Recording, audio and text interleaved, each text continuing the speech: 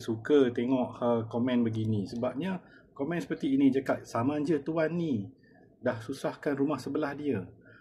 Bila masuk je bab saman menyaman rumah, dia tak semudah yang seperti terus saman, tak boleh.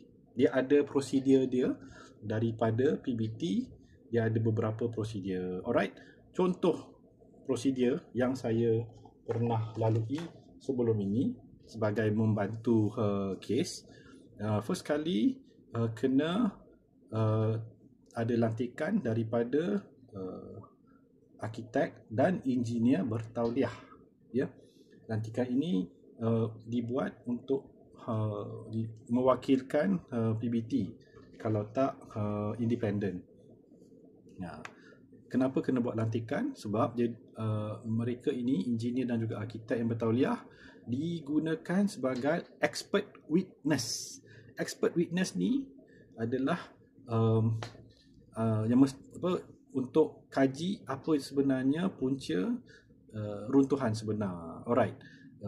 Kita juga kena lihat daripada aspek lain juga, iaitu digunakan untuk ada bangunan ini dibina ada kelulusan ke tidak. Okey, kita tak boleh terus bagi keputusan ini tak ada kelulusan. Tak boleh. Biasanya majlis akan minta kepada owner rumah, sila buktikan rumah ini ada kelulusan daripada PBT.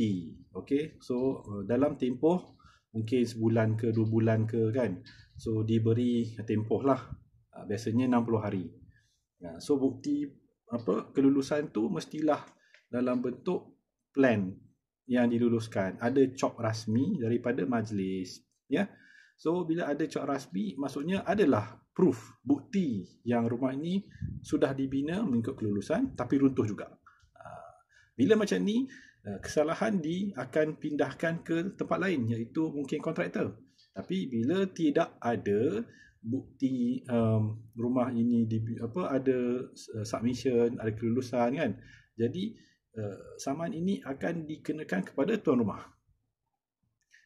Memang ada dalam undang-undang UBBL, jika rumah ada bangunan runtuh, tuan punya bangunan akan dikenakan compound oleh majlis, kerana ia membahayakan keselamatan bukan sahaja kepada pengguna rumah bangunan, ia juga membahayakan keselamatan orang-orang persekitaran. Alright, so tambahan yang lain,